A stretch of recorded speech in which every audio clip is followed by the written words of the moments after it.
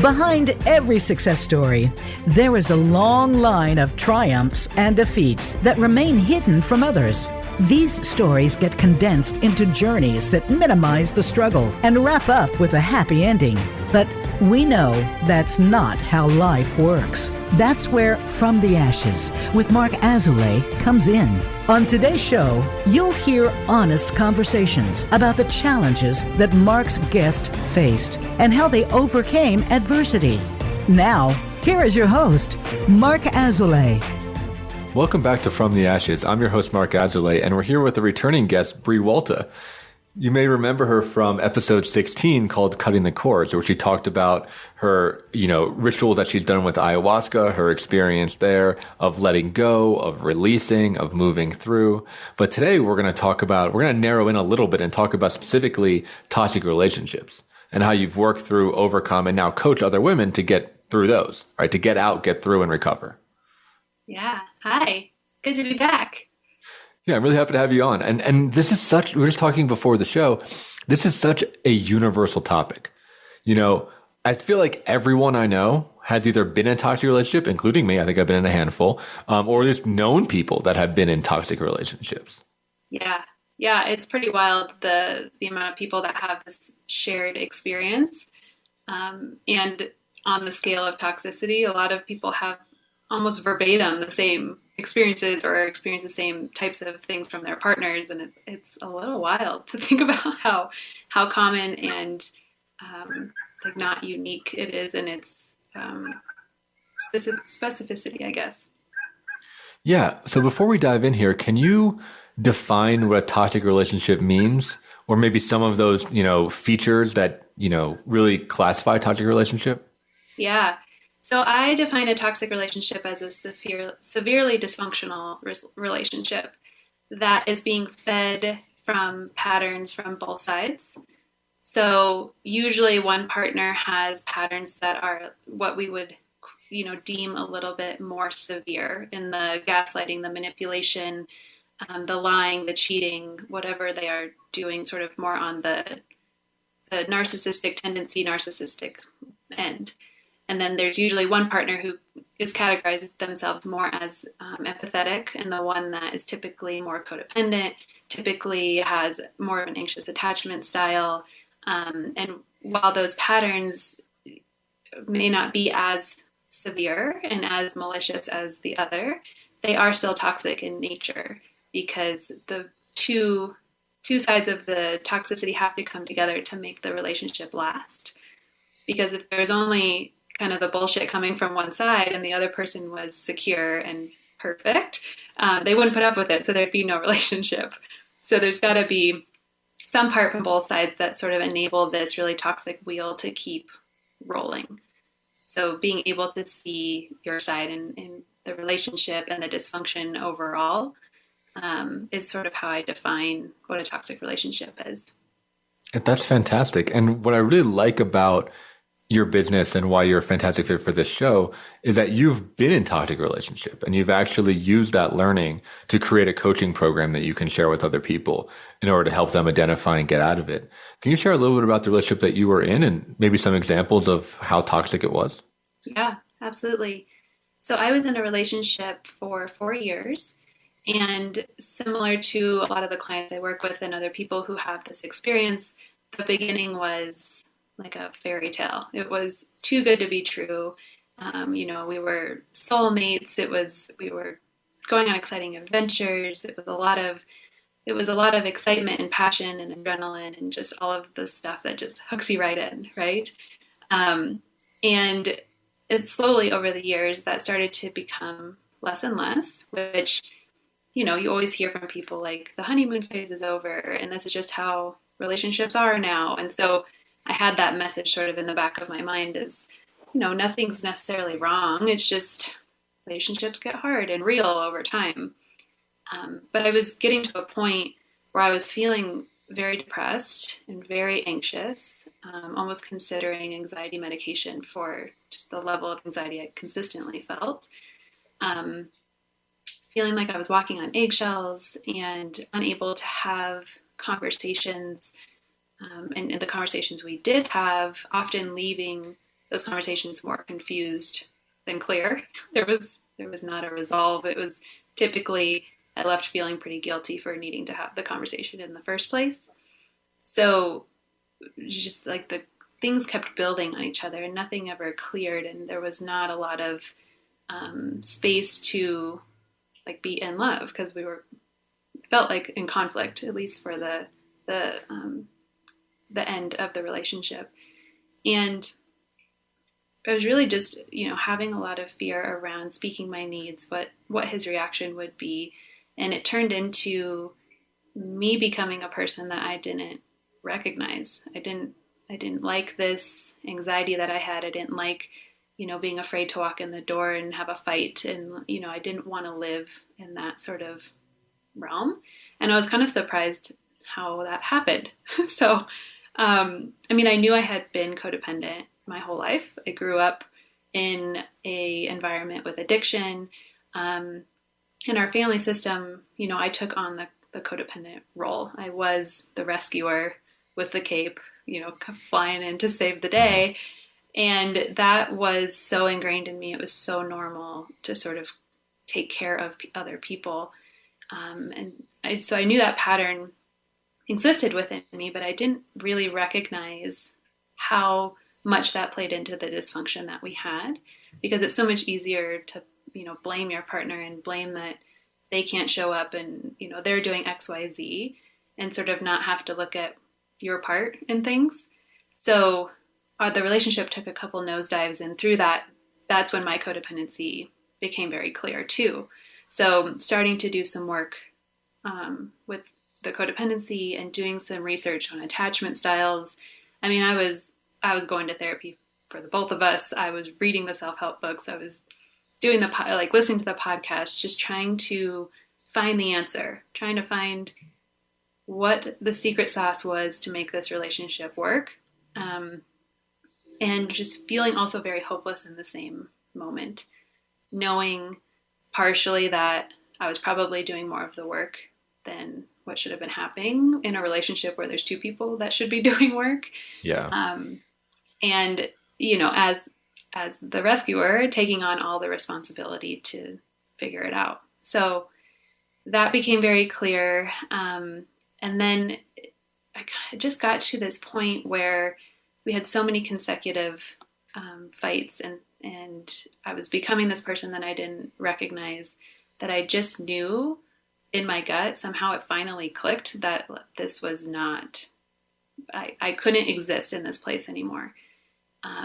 And had thankfully some very supportive girlfriends, which is not always the case, that really held my hand very literally through that afternoon of coming to the conclusion and then speaking it to him. So it was, ending the relationship was the hardest thing I have ever done, to get the courage to actually say those words out loud, and then to hold the boundary afterwards when a lot of the backlash started happening, and trying to manage my own feelings of losing this relationship on top of all of the not so great betrayal feelings and having to hold boundaries. It was a lot like going from kindergarten to graduate school and learning how to set boundaries.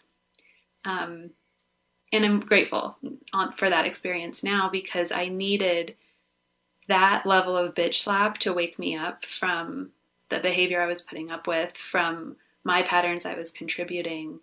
And it was such a relief to be out of that environment, despite being alone and single, quote unquote. Like, I had felt so alone in the relationship, more than I feel being a single person now. And being alone in a relationship is a special type of torture. It's a feeling that I don't wish upon anybody. So being able to be out of that was relieving. And then obviously you have some level of loss with this person that you loved. And so having to grieve the relationship on top of that, I feel like the grief period for these types of relationships are often pretty long and pretty nuanced. in not only grieving the relationship and the person you loved, but the person you thought they were and the future that you had planned out in your head that you had always hoped like they would live up to their potential to experience with you. And then throwing on top of that, missing somebody who's also often treated you really poorly and psychologically and emotionally abused you. And in some cases for clients of mine, there's been physical abuse and like that kind of mind fuck around how do you miss somebody who's also treated you that way. So it's complex, but the decision to leave, the decision and having the courage to do so was the best decision I think I've ever made. Yeah. Can you take us back to that mindfuck and what that was like for you?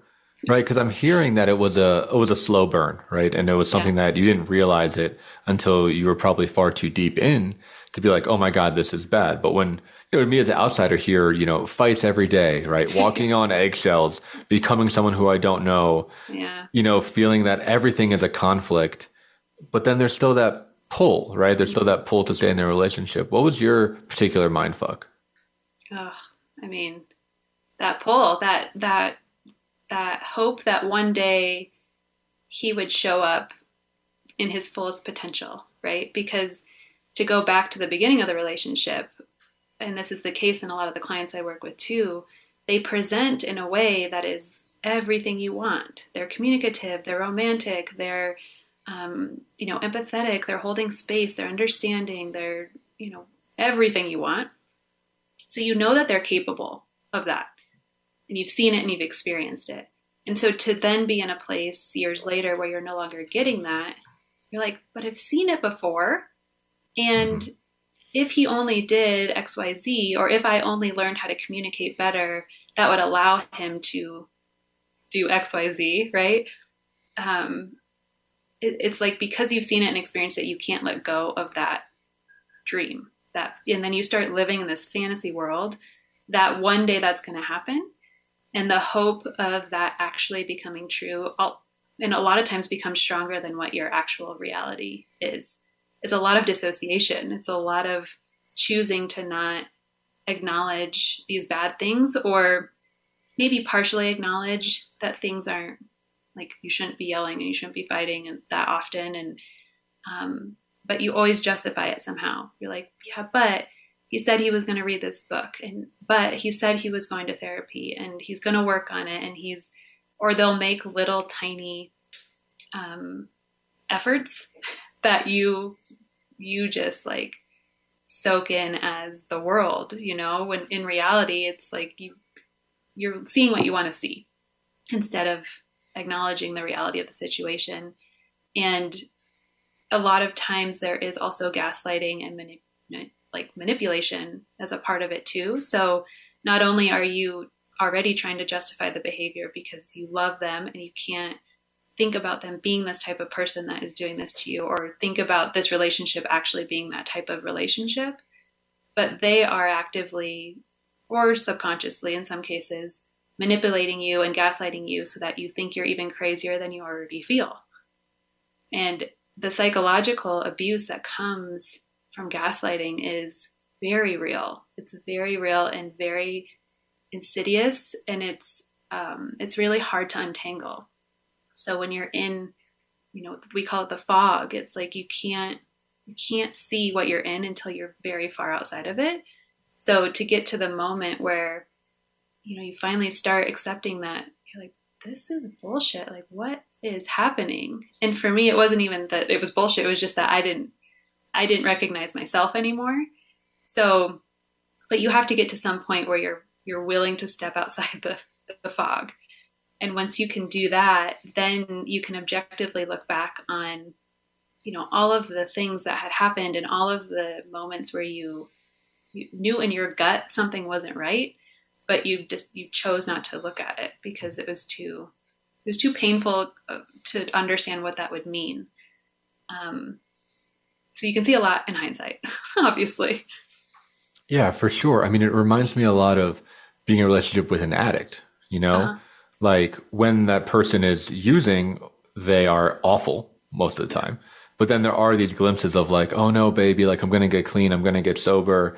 Like I got to therapy. Oh, I did therapy for 3 sessions, but it's not the right person. I'm going to look again, or like, oh, I went to a meeting and, it was really great. And, you check in 2 months later. No, that was the only one I went to.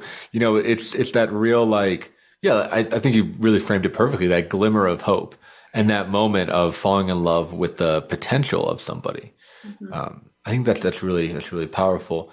I'm curious, before we go into break, I know gaslighting, I think it's a common-ish term, but if you could define that really quickly and maybe give an example of some things that were gaslit in your relationship, so our listeners can follow along. Because I think it's something that, like you said, is almost impossible to recognize when you're in it because it is so manipulative. Yep. So I think the definition loosely is that it's somebody denying your reality. So it actually came from a movie, I should know when it was made, but I can't think of the year right now, but an old movie where this guy was slowly turning down the actual gaslight in the room. So the room was getting darker.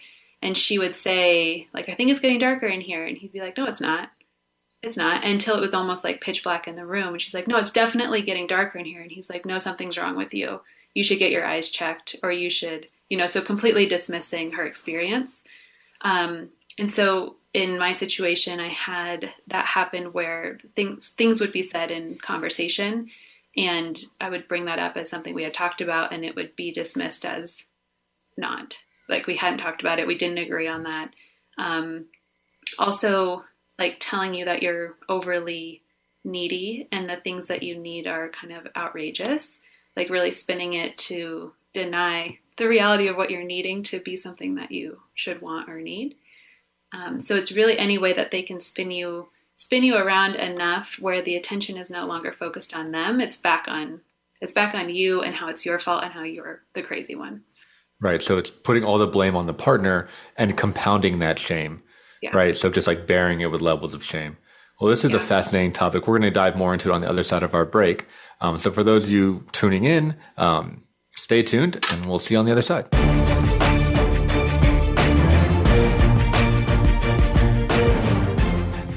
In Mark's work with high performers and business owners, it is becoming increasingly clear to him that their biggest obstacle to success is themselves. They are experts in their field, but are dragged down by their anxiety, poor time management, inability to focus, or self-sabotage. His role is to help you overcome these emotional and organizational issues so that you can truly excel in your business and your personal life. One of the most common hurdles that he sees is perfectionism, a crippling anxiety around performance. It's a fear of not being good enough, being publicly embarrassed, or of disappointing others. These fears paralyze brilliant people and bring them to their knees. This course will help you to break free from this mental prison and have more agency in your world. In this online course, we will break down the prison of perfectionism so that you can break out of it. For more information and to sign up, visit mark-azulay.teachable.com. That's Mark, MARC-Azulay, AZOULAY.teachable.com.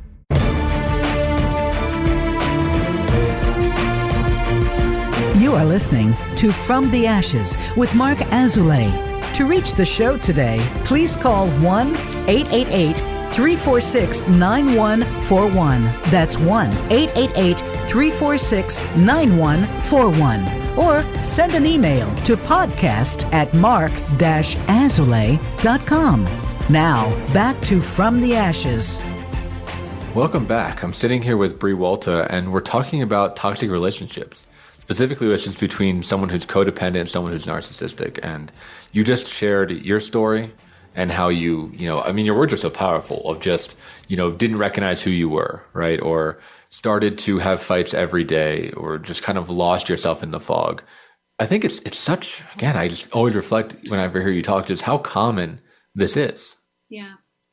Yeah. It's been, since I've sort of come out, in lack of a better term, with my story and the work that I'm doing, the amount of people that reach out and just thank me for speaking to something that often there's a lot of shame and embarrassment around, or who say, like, gosh, I struggled with trying to get out of this for 8 years. And I wish I would have, found you when I was in that moment of really needing that support. And how many people experience it and stay in the situations for such a long time because, again, they're not ready to let go of the potential. Yeah. And, that's happened to me. There's 2 times particularly that are coming to mind where I've been entranced by the potential, and I think for me, a lot of it was motivated by insecurity, if I'm being honest, right? Being very insecure about myself, about, my desirability, whether that be attractiveness or just general, who would want to date me, right? Success, these happened kind of fresh out of grad school when I was just really struggling and trying to like make ends meet. And I just had a really low opinion about myself. And I found myself in relationships with frankly unavailable women, right? Whether they be people who, one in particular came to find out was in another relationship that, God. right? That I didn't know for like 6 months. Oh right? my God. And I was falling in love with the potential where she was like, yeah, I'm going to leave this guy. What we have is special. It's awesome. And then every time I was with her, I would feel just so in love, right? I mean, kind of what you're talking about, that, extreme honeymoon phase where I was like, this feeling, and I'd be curious your feelings on this, right? Because I remember talking to my therapist and I was like, this feeling that I'm having is so strong. It has to be mutual. Like there's no way that she's also not feeling this like extreme level of like attraction and bonding. Yeah. But it turns out like she wasn't, right? Because she either like didn't take the steps or she was stuck in her own relationship for other reasons or whatever. But it was just, it was a real mindfuck for me to be having such strong feelings and for those really not to be reciprocated as far as I could have told. Yeah. Well, and like maybe her need for those feelings was like unquenchable, right? So she needed them from you and she needed them from the other person and she probably needed them from her work. And like, that constant hose being fed to her of, the external validation and you're lovable and wanted and desired and sexy, whatever she was getting from it, So it could be a lot of things. Yeah. I mean, I think you hit the nail on the head. I think that's what it was. Is that she was seeking that desire, and she would find in her work and her hobbies and her personal life, like just needing to be desired, almost worshipped to a point, right? Yeah. So even though I felt like I had something very special with her, it wasn't. Mm-hmm. It was something that, again, she was extracting from many other people. And I got stuck there. I got stuck in there for about 18 months of just wanting it and then having the like, okay, we broke up, and then finding out later that they didn't break up, that they're back together and all this kind of stuff. And it wasn't until, what sealed the deal. I mean, you're talking about having good friends. Luckily, my friends got through to me. It was, this individual's roommate sent me a photo of, the person I was dating and her ex, like that she found on Facebook, and was like, look, they're together. Cause I don't really use social media, but this roommate was awesome and just like did the stalking for me essentially. Yeah. And that was great. I mean, luckily that was able to get through where I was like, whoa, this was one very clear boundary that I had. If we were going to do this, is that you couldn't be with this dude that caused so much drama. But the gaslighting came up, right? Where she was like, it's my life, it's my right, my body, my choice, all the stuff that I believe in. But I was like, but it's kind of like different, right? I mean, I'm not saying like don't have male friends. I'm saying like this guy who you lied about dating when we were dating, like probably shouldn't be in your life, right? Like I'm not comfortable with this one individual, and then did you start to believe that that one boundary you had was like wrong because of the gaslighting? 100%. I was like, am I just like, am I racist? Am I like anti-women? Like, am I not woke enough to be in this relationship? Like, am I so insecure that like, I can't tolerate this? And I was like, maybe there's something wrong with me. But then, getting reality checked from actually her friends, which I think was really helpful. Like my friends were doing it, but it was when her friends came to me and were like, look, like, we love so-and-so and we love you, but like, she's not treating you right and you deserve a lot better. And that got through. Yeah. Good. I'm glad you had one boundary, because often we have zero boundaries as the codependent in the dynamic, right? It's like, just able to be walked all over. Yeah. Can you say a little bit about that, about how codependency manifests and this idea of zero boundaries? Because I think you're right. It took me a decade of therapy to be able to have one boundary. Oh boy. Yeah. let alone like a set of boundaries, you know? Yeah. Oh yeah.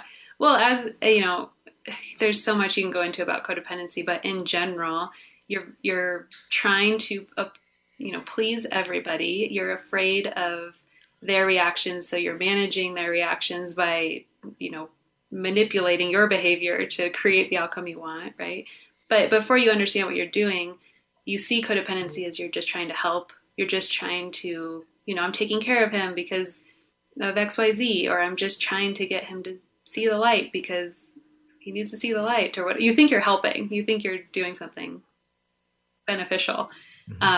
Where in effect, you're just continuing to enable that person to stay in the victim role, right? And so if they constantly need to be saved, then you have something to do and you can focus all of your attention on that person. It can come across as being critical of that person too, right? So if you think they need to change something, sending them all of the books they should be reading and finding them a therapist, whatever. It's like going above and beyond. In business, that's not yours. I think that was the biggest learning piece for me. It's like, well, what is actually mine? What can I control? And what's none of my business? Like what can I, throw ideas or suggestions out to, but then have no attachment to the outcome of whether they do it or not. That concept was pretty foreign to me. So codependents typically don't have any boundaries because they typically don't know what they want or need or value because they've been so externally focused on everybody else. So we're very chameleon-like. We typically have lots of groups of different friends and we kind of fit in wherever with whoever we're with because we can just learn to please anybody. And we take on a lot of pride, I think, from being the one that's so nice and that everyone likes and that, never causes conflict or stirs the pot, right? When in reality, we're pretty fucking terrified of stirring the pot because when that happens, usually big things in our life explode or have in our past. So if you don't know what you value or need or want, then you can't have boundaries because there's nothing to protect. And I think people who, are, whether they're classified as narcissistic or on the scale of narcissism or just unhealthy people in general, they like people like that because they're suggestible. Yeah. Can you say more about that? Like suggestible as in they're easy to control or they fall into some sort of story? What's attractive about a suggestible person to a narcissist? Yeah. I think in narcissism, they have, they're unable to take accountability for their own actions, and they're unable to look at themselves as doing something wrong because it would hurt their entire existence of reality. Because in their mind, they need this external validation. They don't really have a lot of the internal self-regulation or so they need it from people, from things. And so if somebody thinks that they're not the most wonderful, attractive, beautiful, sexy, desirable person, that's threatening to their sense of self. And so if they can be with somebody who they can subtly or not subtly tell that they're too needy and they're too emotional and they are, crazy, they can constantly spin everything back onto you. And so you think it's your fault. And if you don't have a good backboard being your values and your boundaries to bounce that stuff back off of, you just absorb it. You're just like, oh, this must be true because they're telling me it's true. And not only that, but you love them. You want to trust them. You want to believe that what they're saying is true, right? So there's so much that ties into why we accept the behavior and make the justifications. And it's again, you get put in the fog easier if you don't have solid things to stand on that are your own and that you're not willing to compromise on. Yeah, I'm curious. Can you speak more about the relationship between codependency and shame? Because what I've seen is that people that struggle with codependency, that are codependent, or whatever language you want to use, it's like when the narcissist is doing that story, it falls into what that person already believes about themselves, right? That they are broken, that there is something wrong, et cetera, et cetera. How's that play out? It's convenient for sure. Right. It's like a awful perfect match. Oh yeah. I mean, the inner dialogue, at the end of the day, your inner dialogue, you want your external environment to match that, right? So if inside you really feel like you aren't good enough and you take up too much space and you're needy, right? If you find something in your external environment that somehow correlates with that, it's going to connect more because you want those things to match subconsciously. So if you already have low self-esteem and don't really know what you want, like them telling you those things, you believe them on some level. So it's easier to get stuck in that belief cycle too. And I, for my own experience, recognized that I had a lot of very self-harmful dialogues that I wasn't even consciously aware that I was having. But on some level, I like accepted the abuse already because I was already so mean to myself that I'm like, it felt familiar in a very fucked up way, you know? And often these people that we're in relationship with will mirror our fathers or our mothers or, you know, some other dysfunction that we've had in our earlier years. And we attract these people to try to rewrite the story and heal the story from our previous loved one through this other person, which is never going to work. But in our heads, we're like, well, if we can get this person to love us, then my dad will, or whatever it is, right? 100%. Isn't that like the creepiest shit in the world? So gross. It's so gross. It's so crazy. Yeah. In psychoanalysis, we call that the passionate bad fit. But it's like this idea of like repeating trauma. It's so creepy when you can really think and accept that theory as truth. Yeah. But that's why people are able to exist in abusive like situations, because they either understand it on some level that they've had that literal abuse in their past, or it's fitting some need for them to try to rewrite a narrative that they have when they were younger. So you have to do a lot of narrative work, a lot of inner child healing, a lot of confidence building, which are the main things that I work with when I work with people in my coaching container. It's like, we have to build that piece of you, that part of you up so that you have enough self-respect to understand that this is abuse, or understand that you're being treated in ways that you don't deserve and that you won't allow. But if you don't have that inner knowing, that inner confidence, then you accept, behavior that will reflect that.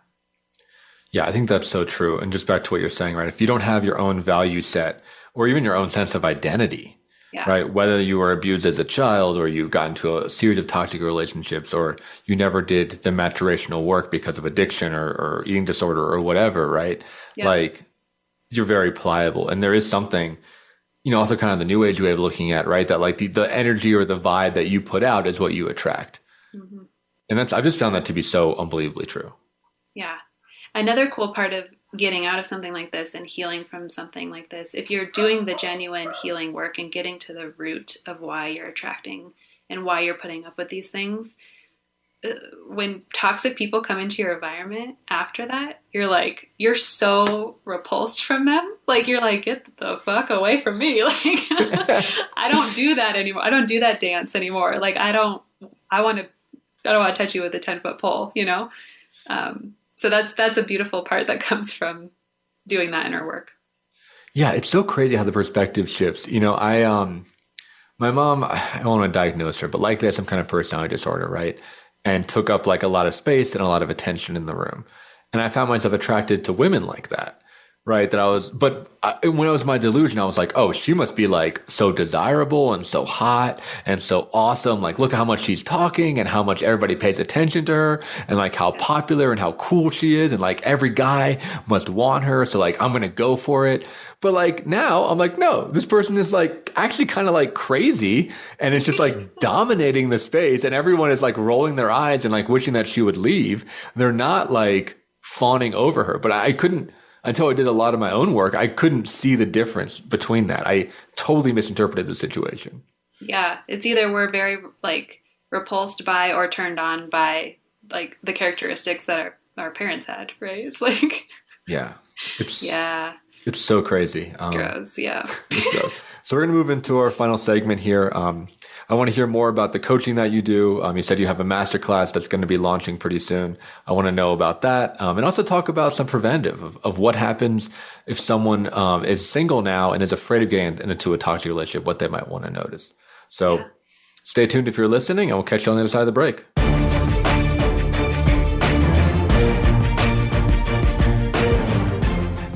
In Mark's work with high performers and business owners, it is becoming increasingly clear to him that their biggest obstacle to success is themselves. They are experts in their field, but are dragged down by their anxiety, poor time management, inability to focus, or self-sabotage. His role is to help you overcome these emotional and organizational issues so that you can truly excel in your business and your personal life. One of the most common hurdles that he sees is perfectionism, a crippling anxiety around performance.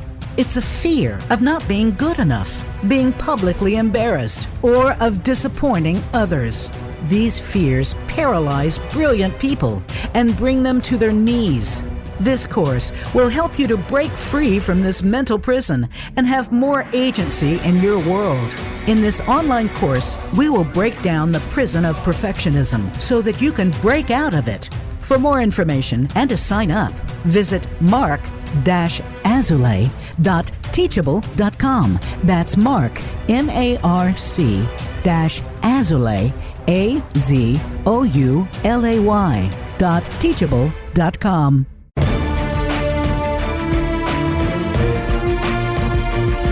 You are listening to From the Ashes with Mark Azulay. To reach the show today, please call 1-888-346-9141. That's 1-888-346-9141. Or send an email to podcast@mark-azulay.com. Now, back to From the Ashes. Welcome back for our final segment. Bre, I want to dive into this coaching program that you're doing, because I think it's awesome that, someone that has been through it is able to put, a step-by-step sequential program together to help people get out, recognize that they're in it, get out and recover from a toxic relationship. Can you share a little bit about that program, a little bit about, the outline, or maybe some examples of some of the lessons? What can people get? Yeah, absolutely. So I work with women who are in sort of that struggle point, right? Of understanding that things aren't right, that they're not happy, and either that they've broken up and then they can't stop going back for the sex or going back for these short periods of, relationship or whatever. So it's very on again, off again, or they've come to this conclusion and they can't get out of the relationship at all.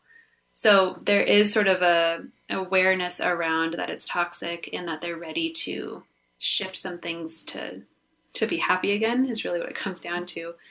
And so I work with people in a coaching container, which is 8 weeks long. And the reason we need 8 weeks is to sort of move through all of these different pieces that play into why you're still in the relationship or why you can't let go. So we do a lot of healing work around your inner child. We heal around your inner narratives of, the shame that you're feeling from having been in this relationship for however many years.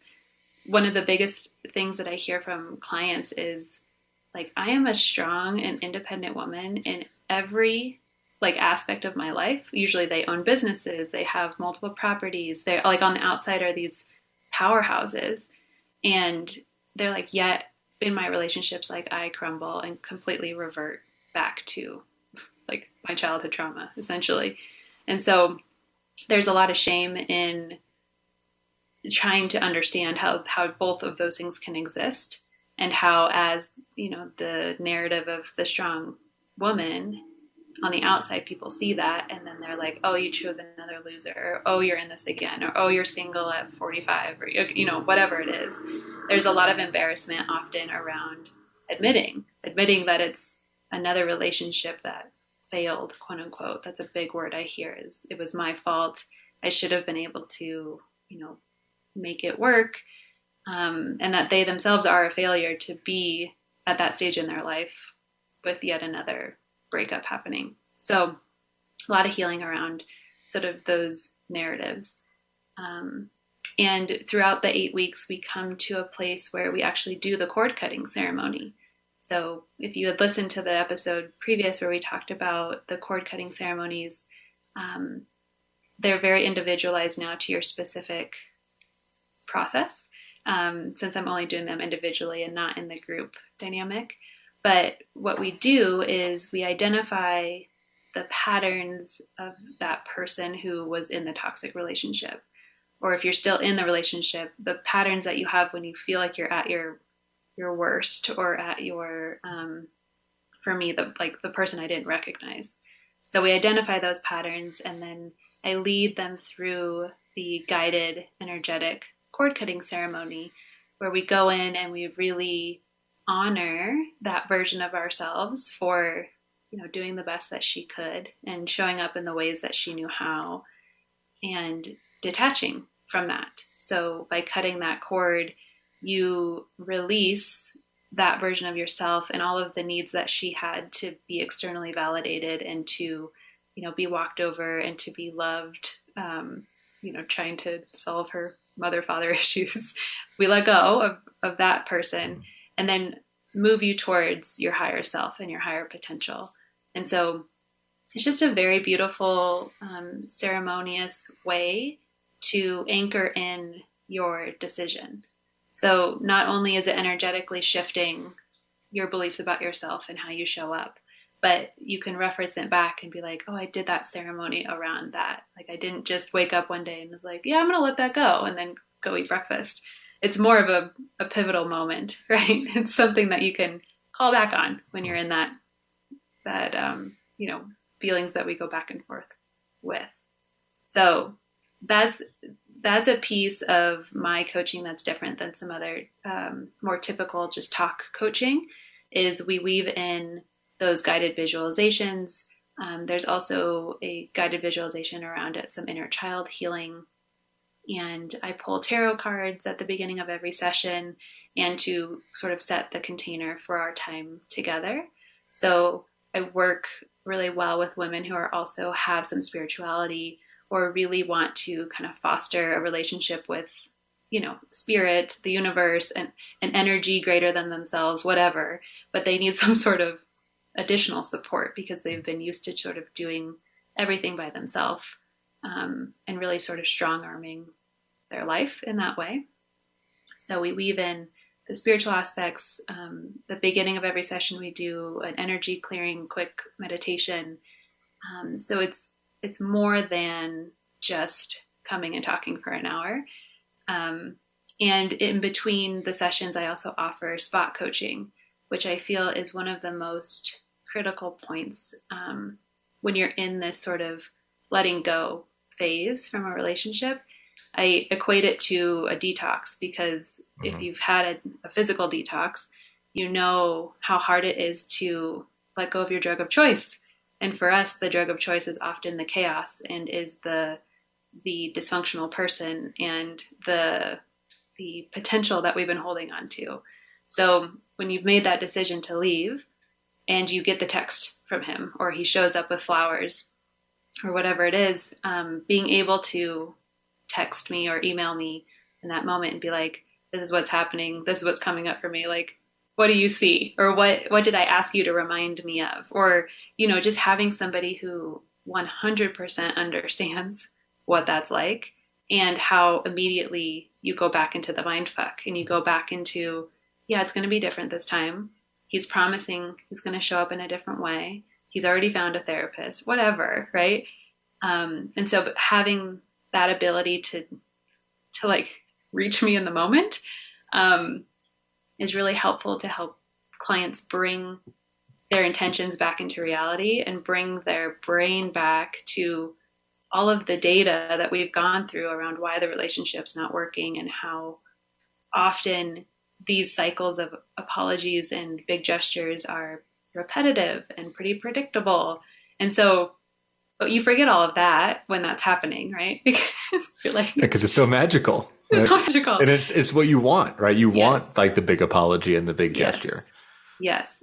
But you know, what's interesting. This has come up with a common theme with clients is we go through sort of a catalog of all of the ways that the person is not showing up or that they've hurt them in the past.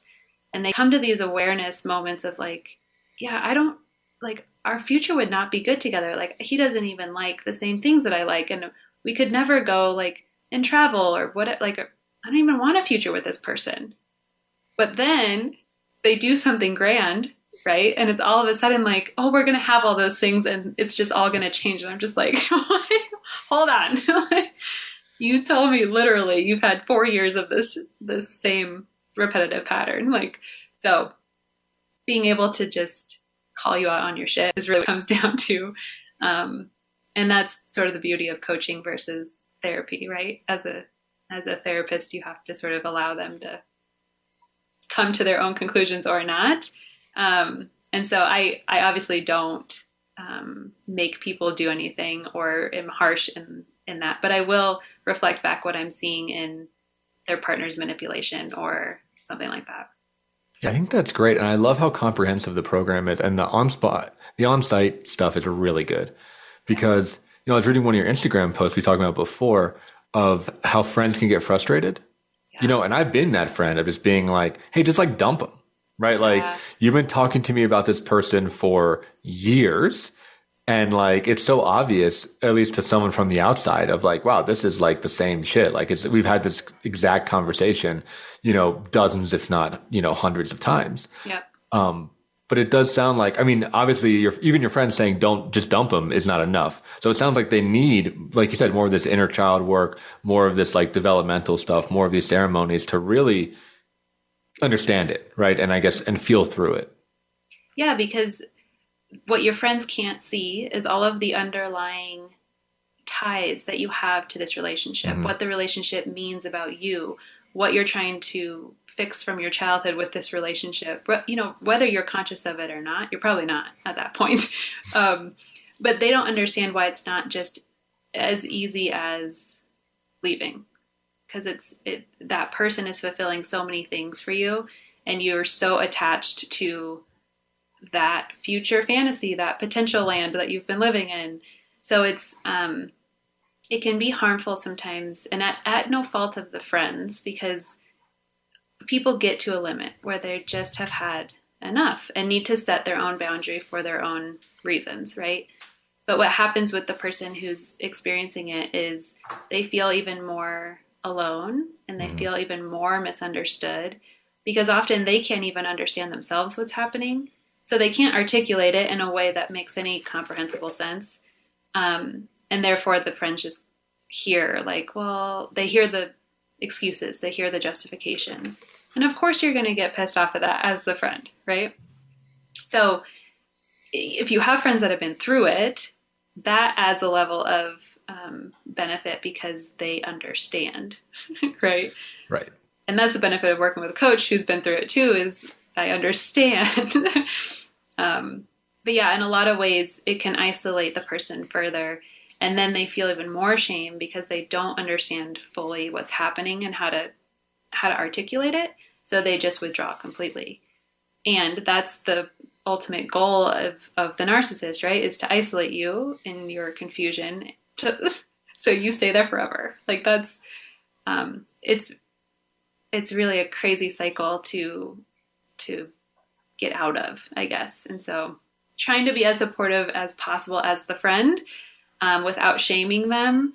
And if you do need to set boundaries, just be very clear in the reasons you're setting them, and not because that person is a bad person or whatever they're going to interpret from the boundary. Yeah. Or they can refer them to you. Right? Or refer them to please go get some help. Coach. Yeah, be like, I can't have this conversation anymore, but I know somebody who can. Yeah. Who in fact would love to have this conversation with you. Yeah. Yeah. So Bre, as we're moving towards the end of our show here, I'm curious if you could speak for a few minutes on prevention. If there's people out there listening that are single and want to start dating but are afraid of this, right? Or maybe people that have recently gotten out of a toxic relationship but don't want to repeat it. Yep. What are some of your tips around how to avoid it in the first place? Not even be in the situation. Yeah. Well, doing your work is going to be number one. So you have to be able to understand how your traumas play out in relationships. You have to be able to understand if you're more on the anxious attachment style, the avoidant, the secure, wherever you are in that scale. Because the more information you have about the way you show up, the more you can be aware of, potential blind spots. So if you have unhealed wounds, we talked about that kind of cycle of toxicity. That's what keeps you locked in that. And so once you start to heal and do some work around your boundaries and your values, you have a better understanding of who you are. And when you know who you are 100%, or, I don't know if we're ever at 100%, but more than not, then you can stand for yourself and you can hold boundaries to protect yourself. And so you're much less susceptible to the manipulation. And then if you do see red flags, acknowledging the red flags is a big thing, like not over justifying for somebody, and really seeing things as they are in reality instead of getting swept up in, he's this way now, but if we just did some work together or whatever, it would be better. And then one thing I hear from people who reach out to me is like, oh, I think I'm in one. I don't know for sure. Like, how do I actually identify like what this is? So I actually put together a free masterclass that you can access through the link in my Instagram bio that goes into much more detail around sort of the red flags in a relationship. And it's titled the 7 questions to ask yourself if you think you are in a toxic relationship. So it leads you through a nice framework to just be pretty real and honest with yourself. So I would recommend that if somebody is maybe starting to date and feeling some of these things, or is in a relationship and, is feeling some of these things and doesn't really know what to do with the information. Yeah, I think that's fantastic. One of the things that my therapist told when I was working through my particular version of this is that if I found myself thinking I can make this work, get out. Yeah. One of the biggest points I think to that is knowing that you're not happy and not being able to let go, or thinking that like you can do everything to make it work. Like that's it. Relationships have to be a two-way street, right? And so if we're justifying why our partner shouldn't show up, then that's a big red flag. Absolutely. Well, we're just about our time here. Can you let people know where they might find you, how they might learn more about your coaching? Yeah. So I am mainly active on Instagram. So you can find me at Lucid Living with Bre. And in my bio there, I have a link for that free masterclass that you can have access to. And also as a part of signing in for that masterclass, you do get a bonus of a free exploratory session with me. So if you go through all of the questions and you're like, oh shit, I answered yes to most of them, and you want to talk through it further, I offer a free 1-hour session where we can kind of explore your struggles and what it would be like to work together. That's fantastic. Well, thank you so much for joining us, Bre. For those listeners out there, if you found this useful, giving us a 5-star review, sharing on social media, doing all the, podcasty, YouTubey stuff really helps, especially if you have a friend that is in a toxic relationship that might need to hear what Bre has to say. Yeah. Thank you, Mark. This was great. Yeah. Thanks all for joining, and we'll see you next week on another episode of From the Ashes.